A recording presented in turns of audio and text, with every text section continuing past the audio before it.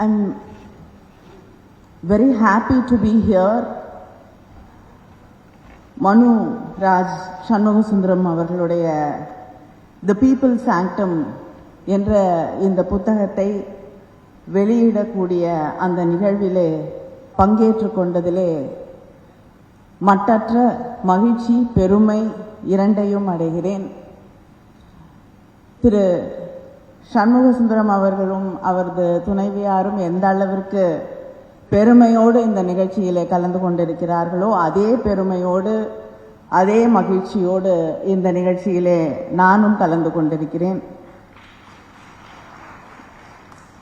இந்த நிகழ்விலே கலந்து கொண்டு உரையாற்ற இருக்கக்கூடிய பல முக்கியமான லேண்ட்மார்க் ஜட்ஜ்மெண்ட்ஸ் என்று சொல்லக்கூடிய புரட்சிகரமான ஜட்ஜ்மெண்ட்ஸை கொடுத்திருக்கக்கூடிய திரு ஜஸ்டிஸ் ஆனந்த் வெங்கடேஷ் அவர்களே, மேடையிலே புத்தகத்தை வெளியிட்டிருக்கக்கூடிய எத்தனையோ லாயர்ஸோடைய வழக்கறிஞர்களுக்கு மென்டராக இருந்திருக்கக்கூடிய அம்மையார் ரமணி நடராஜன் அவர்களே, இந்த நிகழ்ச்சியிலே கலந்து கொண்டிருக்கக்கூடிய ஓய்வு பெற்ற அதிகாரிகளே,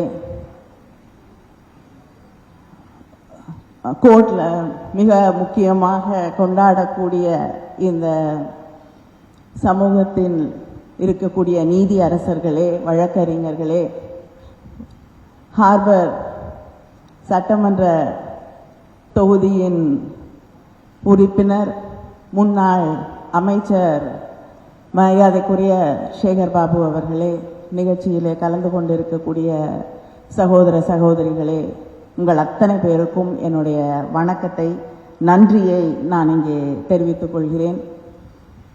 மனு அவர்களுடைய த பீப்புள் சாங்டம் என்ற இந்த புத்தகம் ஒரு மிக முக்கியமான காலகட்டத்திலே இந்த புத்தகம் வெளிவந்திருக்கிறது.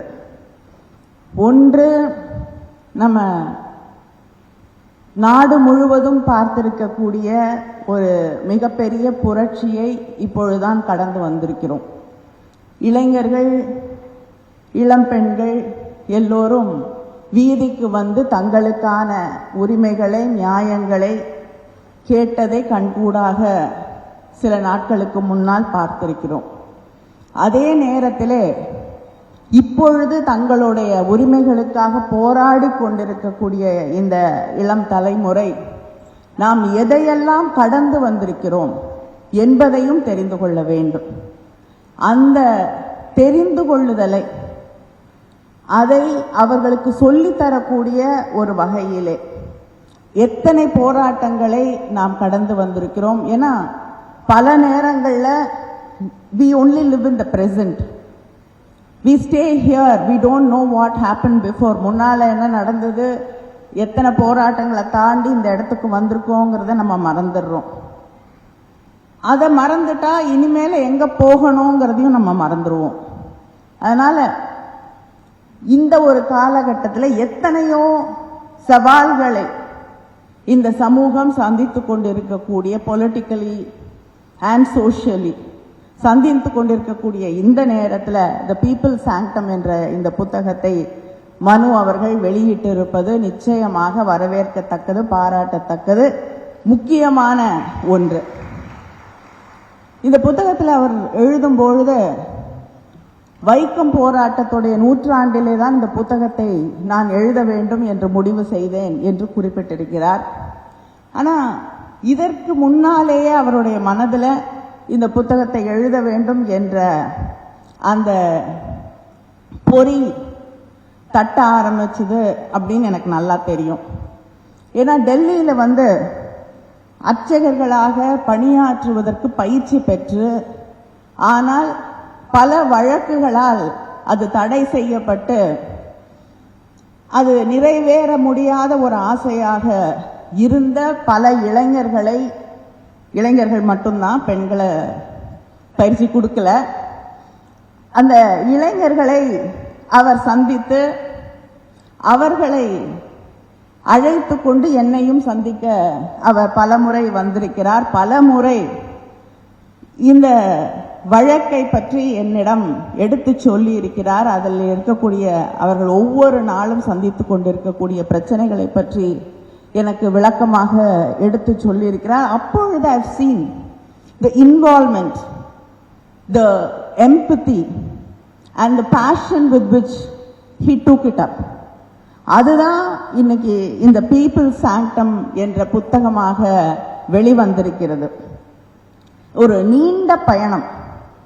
முதல்ல தலைவர் கலைஞர் அவர்கள் எல்லாரும் அர்ச்சகராகலாம் ஆக வேண்டும் என்று அந்த பயிற்சிக்கான முயற்சிகளை துவங்குகிறார்கள். ஆனா அது எத்தனையோ தடைகளை தாண்டி நம்முடைய அமைச்சர் இங்க இருக்காங்க, 21 தான் அந்த கனவு என்பது நனவாகிறது. அதற்கு பிறகு அவர்கள் சந்தித்த, கோயிலுக்குள்ள போயிட்டாங்க, ஆனா போனவர்கள் சந்தித்த அந்த இடையூறுகள், பிரச்சனைகள், அதையும் உண்மையாக very honestly Manu has written about all that also in this book.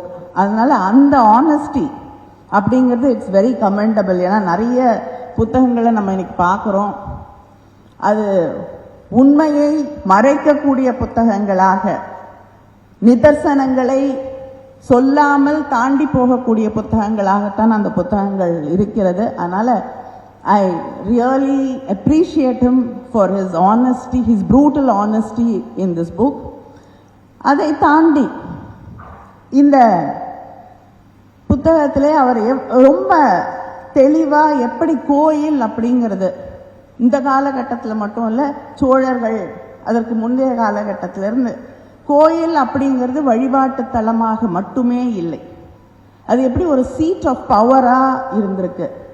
கோயில்கள் நிலத்துக்கு சொந்தக்காரர்களாக இருந்திருக்கிறாங்க, அவங்களுக்கு வசதி வாய்ப்பெல்லாம் இருந்திருக்கு. அந்த இடத்துல தான் பஞ்சாயத்துகள் நடந்திருக்கு, அந்த இடத்துல தான் அந்த ஊருக்கான நியாய தர்மங்கள் எல்லாம் சொல்லப்பட்டிருக்கிறது. அந்த இடத்துல தான் பிரிவினைகள் அங்கிருந்து தான் உருவாகி இருக்கிறது. அந்த இடத்துல இருந்து தான் அரசர்கள் எப்படி நடந்து கொள்ள வேண்டும், இந்த சமூகம் எப்படி செயல்பட வேண்டும் என்ற விதிமுறைகள் எல்லாம் வகுக்கப்பட்டிருக்கு. அப்படிங்கிறத இந்த புத்தகத்திலே அவர் பதிவு செய்திருக்கிறார். அந்த பதிவுகளை எல்லாம் தாண்டி எப்படி திராவிட இயக்கம் என்பது ஒரு கடவுள் நம்பிக்கை இல்லாத இயக்கம், அதுவும் தந்தை பெரியார் போன்றவர்கள் எல்லாம் கடவுள் மறுப்பு கொள்கையையே தன்னுடைய வாழ்க்கையின் முதன்மை கொள்கைகளில் ஒன்றாக கொண்டிருக்கக்கூடிய ஒருவர் அந்த கோயில் நுழைவு போராட்டத்திலே எவ்வளவு ஒரு முதன்மையான இடத்தை வகித்தார் என்பதை இந்த புத்தகம் பதிவு செய்கிறது. ஒரு புறம் உங்களை நிராகரிக்கிற, ஜாதியை உருவாக்கக்கூடிய, ஜாதிய கட்டுமானங்களை ஏற்றுக்கொள்ளக்கூடிய, அது உடையாம பார்த்துக்கக்கூடிய மதம் என்கிற அமைப்பு, அதை உடைக்க வேண்டும், அதை கேள்வி கேட்க வேண்டும் என்று நினைக்கக்கூடிய அதே இயக்கம்தான் இவங்களுக்கு இன்னொரு புறத்திலே நம்பிக்கை இருக்கிறது. அந்த நம்பிக்கை உடையவர்கள் இந்த சமூகத்தில் மதிக்கப்பட வேண்டும். என கோயிலுக்குள்ள போகக்கூடியவர்கள் தான் இந்த சமூகத்திலே மரியாதைக்கு உரியவர்கள். கோயிலுக்கு யார் உள்ள போக தெருவில் நடக்க முடியுமோ அவங்களுக்கு ஒரு அளவுக்கு மரியாதை, அந்த தெருவை தாண்டி கோயிலுக்கு உள்ள போறக்கூடியவர்களுக்கு இன்னொரு அளவுக்கு மரியாதை, அதை தாண்டி அந்த கர்ப்பகிரகம் என்று சொல்லக்கூடிய அந்த இடத்திற்கு போகக்கூடியவர்களுக்கு வேற ஒரு அளவுல மரியாதை. இந்த சமூகம் அதைத்தான் வகுத்து வைத்திருந்தது. அதனால நீ அங்க போனாதான் மரியாதைன்னு சொல்றியா, அங்க போறதுக்கு நம்பிக்கை உடையவர்களுக்கு எந்த தடையும் இருக்கக்கூடாது என்று தொடர்ந்து போராடி அதை வெற்றி பெற்று காட்டிய இயக்கமும் திராவிட இயக்கம். அதை மனு இந்த புத்தகத்திலே மிக தெளிவாக ஒரு ஹிஸ்டாரிக்கலா எந்த அளவுக்கு ரிசர்ச் பண்ணி ஆய்வுகளை செய்து தகவல்களோடு, ஏன்னா சும்மா சொல்லிட்டு போனா நாங்க சொன்னா யாரும் ஏத்துக்க மாட்டாங்க. நிறைய பேர் தானா சொல்லுவாங்க, எந்தவித அடிப்படையும் இல்லாமல் அதையெல்லாம் கொண்டாடுவார்கள். ஆனா நாங்க அதை சொல்லும் போது, திராவிட இயக்கத்திலிருந்து அதை சொல்லும் பொழுது நிறைய ஸ்டாட்டிஸ்டிக்ஸ் ஃபேக்ட்ஸா இல்லையா அப்படின்லாம் செக் பண்ணி சொன்னாதான் அது ஓரளவுக்காவது ஏற்றுக்கொள்ளப்படும். அதனால அந்த தரவுகளோடு அதை அவர் மிக தெளிவாக எடுத்து வைத்திருக்கிறார். எப்படி வைக்கம் போராட்டத்தில் அந்த தெருவை சுத்தி நடக்கிறதுக்கு கூட அங்க வாய்ப்பு இல்லை. அந்த போராட்டத்திலே ஒரு மிக முக்கியமான பதிவு, பெரியார் கைது செய்யப்படுகிறார். அங்கே தலைமை வைத்து அந்த போராட்டத்தை நடத்தியவர்கள் எல்லாம் கேரளாவை சார்ந்த அந்த வைக்கத்தை சார்ந்த தலைவர்கள் எல்லாம் கைது செய்யப்படுகிறார்கள். அடுத்து அந்த போராட்டத்தை எடுத்து நடத்தியது கேசவன் அவர்களுடைய மகள் சாரதா அவர்களும் தந்தை பெரியார் அவர்களுடைய சகோதரியும் மனைவியுமான நாகம்மையாரும் கண்ணம்மையாரும் தான் என்பதை இங்கே மிக தெளிவாக வைக்கம் போராட்டத்தை ஆண்கள் எல்லாம் சிறைக்கு சென்று விடுகிறார்கள். தொடர்ந்து நடத்தி வெற்றி பெற காட்டியது பெண்கள் என்ற அந்த உண்மையையும் இங்கே அவர் பதிவு செய்து வைத்திருக்கிறார். வைக்கம் போராட்டத்தில் கிட்டத்தட்ட 140 நாளுக்கு மேலாக பெரியார் அந்த வைக்கம் போராட்டத்திற்காக அங்க இருக்கிறார். அதுல 70 நாளுக்கு மேல அவர் சிறையிலே தான் இருக்கிறார். அந்த சிறைச்சாலையிலே அவர் அந்த சிறைச்சாலையில் இருக்கும்பொழுது அங்க இருக்கக்கூடிய அரசர், முதல்ல பெரியார் அங்க போகும்பொழுது அந்த அரசர் அவரை வரவேற்பதற்காக தன்னுடைய அதிகாரிகளை அனுப்புகிறார். நான் உன்னை எதிர்த்து போராட வந்தேன், அதனால உன்னுடைய அழைப்பை என்னால் ஏற்றுக்கொள்ள முடியாது, மரியாதையை ஏற்றுக்கொள்ள முடியாது என்று போராட்ட களத்திற்கு போகிறார். யாரை வரவேற்கிறதுக்கு அந்த அரசர் ஆள் அனுப்பினாரோ அதே அரசர் அவரை எதிர்த்து யாகம் நடத்துகிறார். அவரை ஒழிச்சிடணும்னு யாகம் நடத்துகிறார். பெரியார் சிறையிலே இருக்கும் பொழுதே அந்த யாகம் நடத்திய மன்னர் இறந்து விடுகிறார். இந்த பதிவுகள் எல்லாம் மிக முக்கியமாக இந்த எத்தனை விஷயங்களை தாண்டி இன்னைக்கு திராவிட இயக்கம் அந்த கோயிலுக்குள்ள எல்லாரையும் கொண்டு வந்து சேர்க்கறதுக்கு, அந்த கோயில் அப்படிங்கிறது எல்லாருக்குமான ஒரு இடமாக, ஏன்னா அந்த கோயில் அப்படிங்கிறது அது ஒரு பவர் சென்டராக மாறக்கூடிய அந்த சூழலிலே அந்த இடத்திலும் இன்னைக்கு எப்படி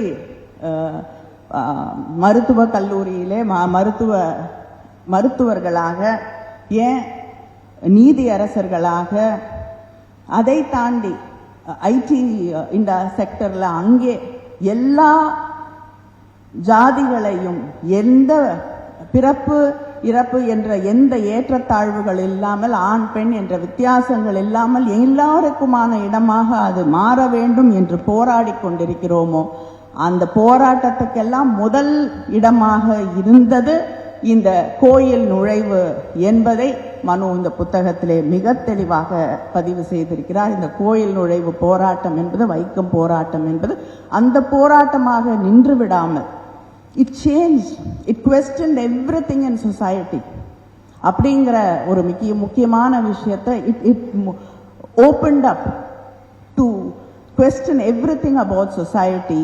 And today we stand here is because of this movement. It is because the questions were asked by our leaders. அப்படிங்கிறத இந்த புத்தகம் மிக தெளிவாக பதிவு செய்கிறது. இந்த புத்தகம் அடுத்த தலைமுறைக்கான மிக முக்கியமான ஒரு பதிவு, ஆவணம். அதனால நம்ம நிறைய பேருக்கு இத படிக்கிறதுக்கான அவகாசம் இருக்குமா இல்லையான்னு தெரியல. ஐ ஹோப் இது கேட்கக்கூடிய புத்தகமாகவும் நீங்க இந்த புத்தகத்தை போட வேண்டும். ஏன்னா நிறைய பேருக்கு ரீல்ஸா போட அளவுக்கு இந்த புத்தகத்துல போட முடியாது, ஒரு 30 செகண்ட்ல போட முடியாது. இதுல இருக்கக்கூடிய விஷயங்களை படிக்க முடியலன்னா காதலியாவது கேட்கட்டும். ஏன்னா அப்படியாவது எல்லாரையும் போய் சென்றடைய வேண்டிய மிக முக்கியமான புத்தகம் இந்த புத்தகம். மனு ராஜ் அவர்களுக்கு என்னுடைய வாழ்த்துக்களை தெரிவித்துக் கொள்கிறேன், என்னுடைய நன்றியையும் தெரிவித்துக் கொள்கிறேன். வணக்கம்.